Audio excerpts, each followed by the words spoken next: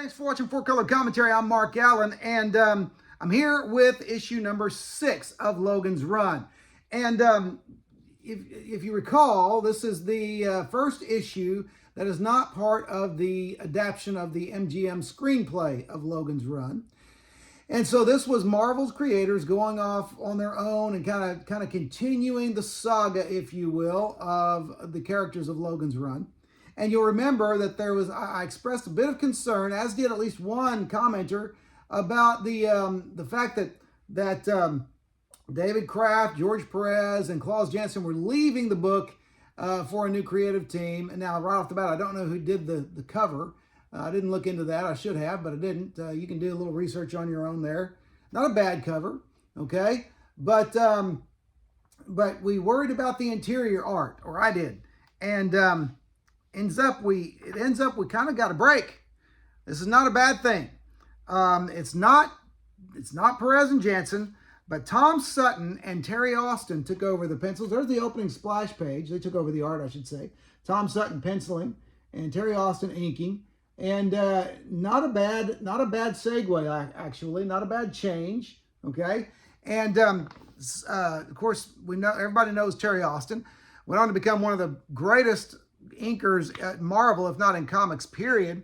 Tom Sutton had already cut his teeth on some other Marvel work, as well as Warren Magazine work. His artwork, his pencils translated well to the black and white in their horror books.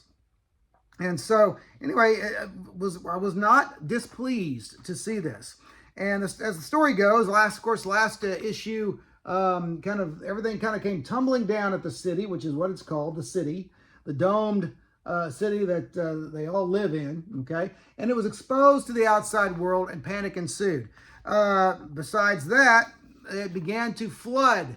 I won't go into why or how, but now the denizens of the city are faced with survival and looking for power trying to get power restored to the city.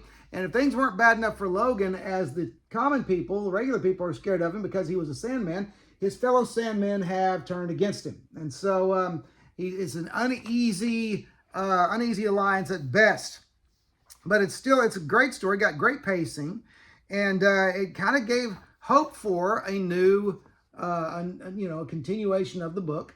Okay, and so it's not bad. It's not a bad story at all. In fact, they bring up some new or produce some new tension and drama. There's a new shadowy character that appears in the book in the background. We don't know who this person is yet, but no doubt they will be. Hopefully, they'll be revealed in the last issue, issue number 7.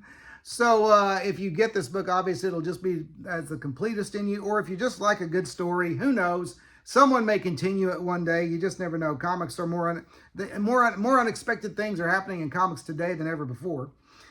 And so Logan is looking for a power source, looking to hook up the power source in going far deep beneath the city to look for a power source and hook it back up to the city. And in the meantime, those crazy, wacky, violent kids from Cathedral they decide to attack at the end of issue 6. Okay, so it does end on a cliffhanger, what you like in a comic book, and what, of course, all comic books used to do.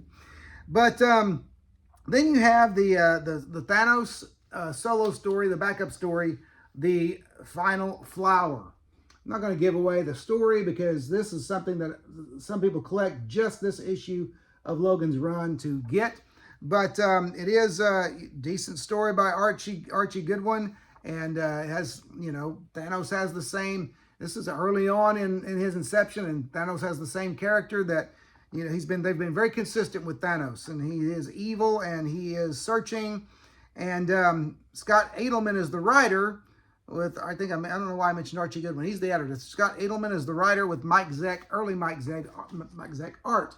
And you have basically a story of, this destroyer is hunting down Thanos. He finds him. A battle ensues while this destroyer has to protect a couple of innocents, all right, from the planet that Thanos came to. So anyway, very early Mike Zeck art. You're gonna have a little bit of time really seeing the familiar line of Mike Zeck in the art, but it's still early in my exec, so it's kind of cool. And anyway, that's Logan's run number 6. It's still fun. It's still worth picking up.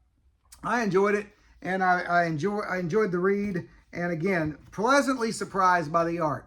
All right, not quite as good as it was, but they did not skimp. They didn't just say, okay, let's just forget this book.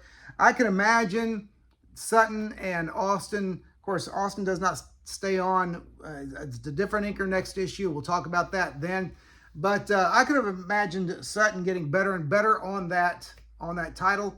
And he did do other sci-fi work for Marvel. Seemed to be horror and sci-fi seemed to be what he really enjoyed.